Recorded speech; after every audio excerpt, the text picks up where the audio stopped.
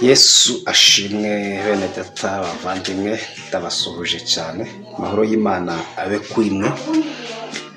Ni Evangeliste Robert Victor, ndabashimira ko tumaranye igihe tubana cyane. Ndatekereza uyu mwaka ari umwaka wa gatatu.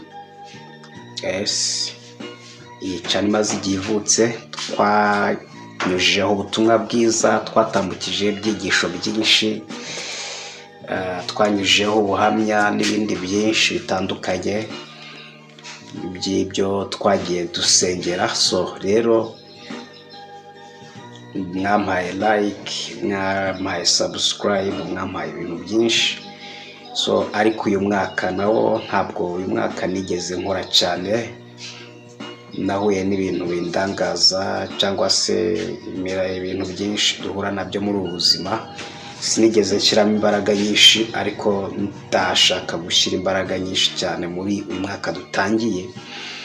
So rero aka kanya bavuga ngo tugiye kuganira kuki. Ejo nabagejeje icyigisho kivuga ku nzozi, asobanurira inzozi zikora zite cyangwa se turota gute.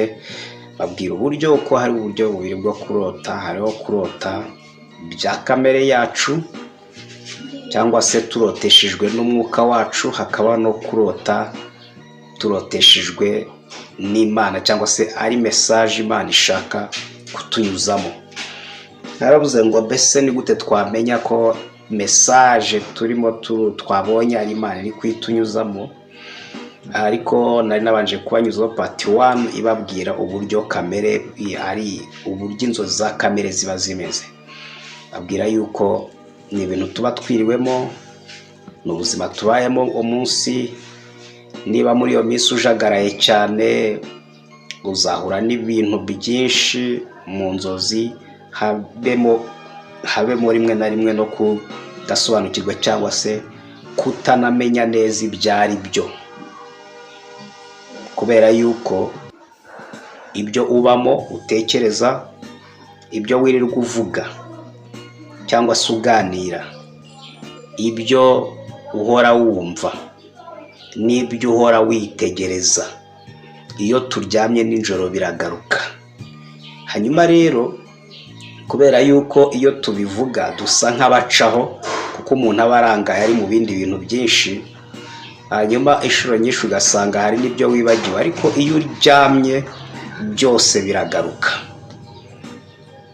byose biragaruka. Rero byose iyo bigarutse binagaruka noneho ubibona mu buryo butomoye, kubera ko ubwo noneho ubwonko buba buri hamwe, utekanye, uri ahantu hamwe, utajarajara.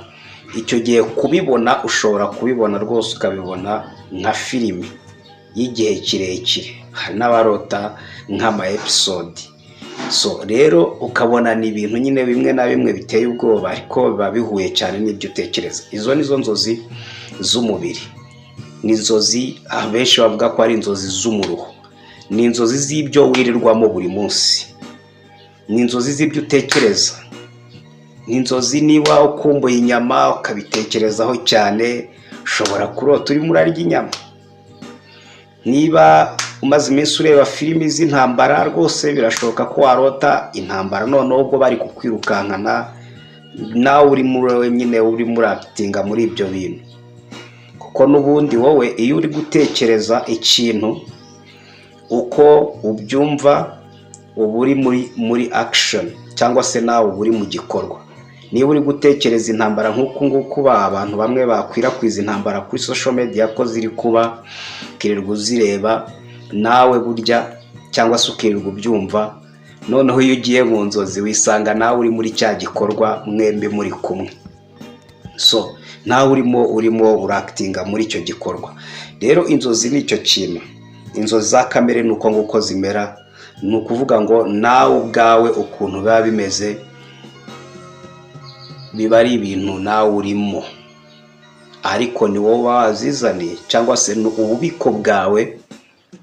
Ibintu twiriwemo tuvuga, ibyo twiriwe dutekerezaho, ibyo twiriwe duhangayikiye, ibyo twiriwe twumva, ibyo twiriwe tureba n'ibindi, ibyo byose bigira ububiko bibikwamo, nubwo wakomeza ibindi ariko byose bigira aho bibikwa muri wema imbere, cyangwa se hari icumbi ry'intekerezo ribaho tugira, aho ibitekerezo bicumbika.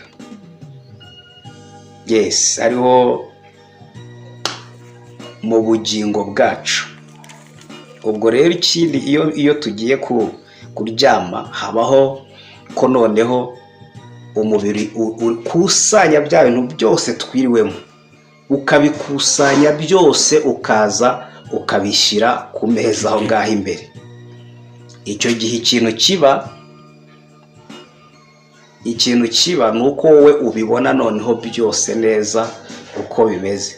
Icyo gihe rero hari igihe bigutera ubwoba, ukavuga uti bimeze bite ko mbona ubuzima bwanjye ndi kurota ibintu bimeze gutya, ariko ni ukuba wabyiriwemo ndetse unicaye neza ugatekereza usanga ibyo bintu birimo. So rero ntabwo nari ngombye kugira ngo duhugurane ku byo navuze ejo, kuko video yacitse tutasoje.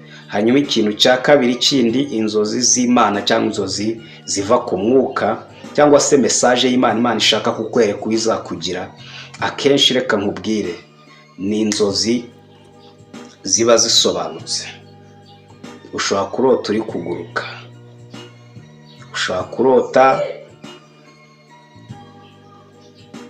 wakize, ushobora kurota ufite modokari ubwo Imana ibiri kukubwira ko ejo hawe ari heza, ushobora kurota ufite inzu rwose Imana ibiri kukubwira ko nubwo washobora kuba nta bushobozi ufite ariko inzu uzayigira.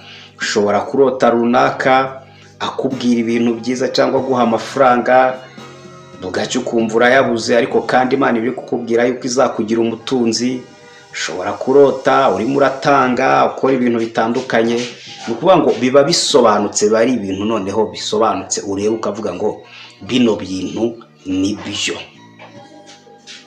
bino bintu ni ukuri, ntabwo biba ari ibintu bivangavanze, no, biba ari ibintu by'ukuri. So rero hari abantu benshi batabisobanukiwe, ariko icyo ukwiriye kumenya ni kimwe: menya ko inzozi ziva ku Mana zirasobanutse ndetse biba byisobanuye. Nubwo utabona uri guhabwa amafaranga cyangwa se amazu, modokari n'ibindi, ushobora kubibona mu bundi buryo, ariko ukabona ko ari ibintu bizima, ukabona yuko hari icyerekezo. Ni ukuvuga ngo ni message, nawe urabibona ukavuga ngo iyi ni message irimo iravuga gutya. Nubwo waba ubona ari ibintu wumva nyine bitabaho, ariko ukabona byabaye, ni ukuvuga ngo urabyakira. Hari bamwe bashobora kurota bari mu ikanzu y'ubukwe, ya mariage n'ibindi, ni ukuvuga ngo nawe nyine byemere ko uzagira urugo kandi uzagira n'ubukwe.